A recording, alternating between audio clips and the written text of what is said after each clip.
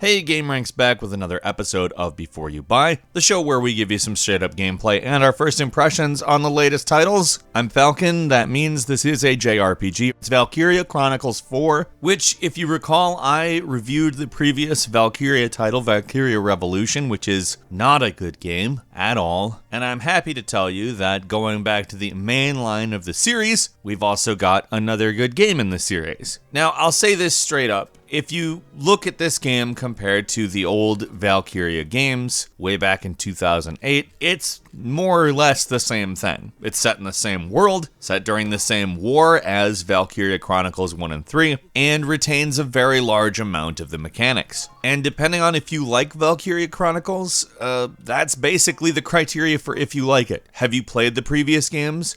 Do you like the previous games? Now, if this is your first Valkyria, I do not think that it is a difficult one to get into. If anything, it's possibly the best explanation of the systems they've created for these games. The tutorials, though somewhat intrusive for somebody who already understands the systems, aren't really too bad. They aren't particularly handholdy. They explain the systems and sort of just let you be from that point forward, which is good, because Valkyria Chronicles is based on a fairly simple system, at least once you understand it. Like I said, 4 is no stranger to the formula, and so I'll lay it out for you. Story bits of the game play out as a book, sort of like a comic book in a lot of cases, but the actual narrative of the game takes place not so much on a traditional JRPG roam the world, find the next bit of story type situation, but actually as more of a visual novel. And that's not bad, it actually works really well on account in between the actual visual novel segments, which are partially animated, but not powerfully animated. You have a headquarters area in which you upgrade your battle technology, which ranges from your weapons and all of that, to your tank. What I particularly like about it is it brings, of course, some sort of management element to the table, but it never overcomplicates it. It remains something that's at least fun to engage in, and it also brings a lot of dialogue from the various characters that are involved in the various things. For instance, Miles, the tank guy. And I'd also like to take that opportunity to note that unlike Valkyria Revolution, they don't just try to insert every single person into every single conversation, and that is wonderful.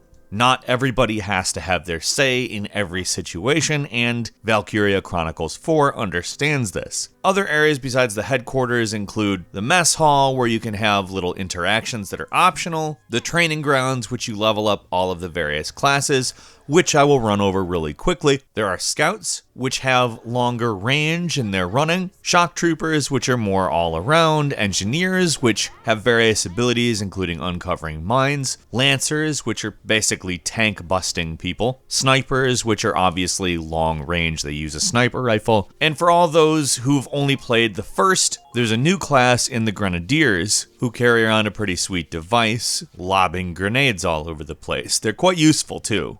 The battle system consists of taking each one of these individuals, which there are a lot of different characters and a lot of different classes, which you can put onto the field at any of the bases, which you either start with or take over the course of the battle, and move them one action at a time. I said scouts have a longer range of movement, and what that means is they're allowed to go further before their turn is over. You basically have free range of motion until your motion meter runs out.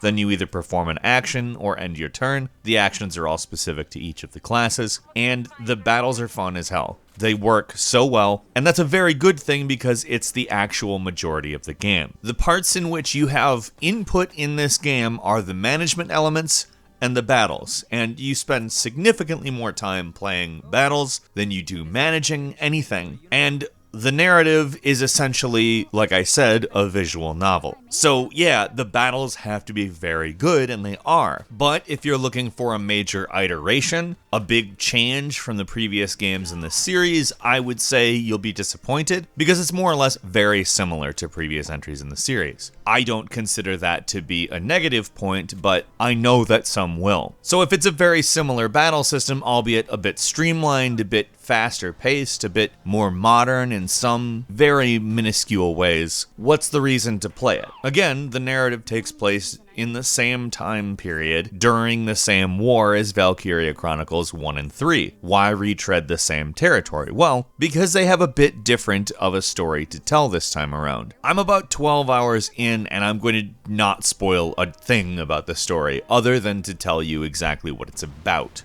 and how well I think it works. The story is about the transformational nature of war. It changes people, it changes their priorities, it changes what they want to protect, what they want to achieve, and that is the bulk of what this story is about. There are also other elements to it, for instance, the obvious from the very start that it was going to be a romance, and the pseudo-dating sim elements that come from that. There really isn't anything you can do to change the outcome of the romance in this game, so, I mean, keep that in mind. It's not necessarily an actual sim, but if you've ever played a visual novel-ish sim, I think you'll find some parts of this quite familiar. Now, these story parts are probably the least important. They're pretty obvious and will play out as you expect them to, at least unless something changes. The amount I've played, it seems fairly obvious where things are going as far as that stuff goes, but the players are very likable. They're not acted terribly like in Valkyria Revolution, and there's not load screens every single second, which is another problem of Valkyria Revolution. I'm just going to bring that up just to contrast how much better of a game this is. This is a project where it's very clear the developers have passion for it because it all comes together very well. The overarching goal, at least as of now in the game, is a mission called Operation Northern Cross. It's sort of a Hail Mary move with the intent of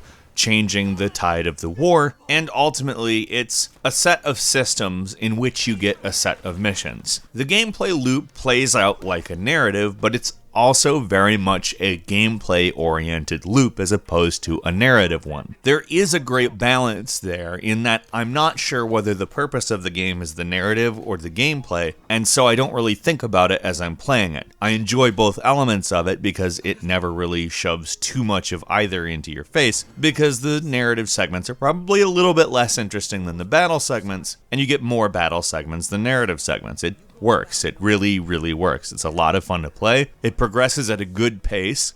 What I've read is that it's a pretty decent length, depending on how much of a completionist you are, apparently 30 to 60 hours.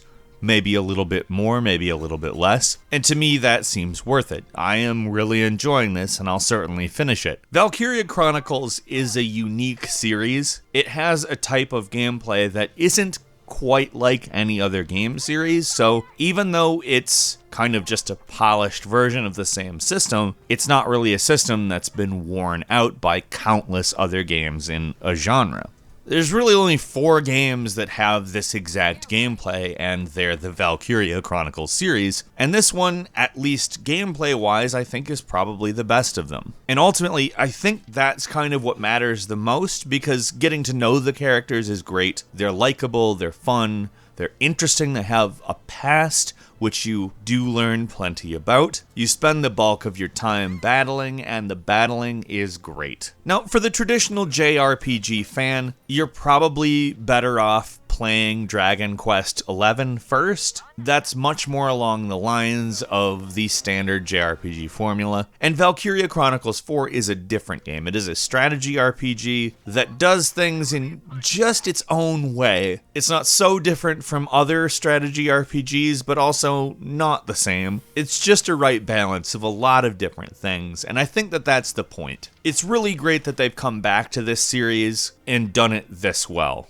I'm very happy with it, and I think anybody who doesn't think that it's going to be some total reworking of the series is also going to be. It's also a great start point. If you've never played a Valkyria Chronicles game, you don't have to have in order to enjoy this. I think it's just a wonderful, solid entry to a unique series. And now to throw it back to all of you, if you've played any of the Valkyria Chronicles games and this one, how do you think it stacks up? Or if you're a newcomer to the series, what do you think? And if you haven't played it yet, are you gonna? If you like this video, please click like. And if you're not subscribed, now's a great time to do so. We upload brand new videos every day of the week, and the best way to see them first is, of course, a subscription. As always, we thank you very much for watching this video. I'm Falcon. You can follow me on Twitter @FalconTheHero. And we'll see you next time, right here on gameranx.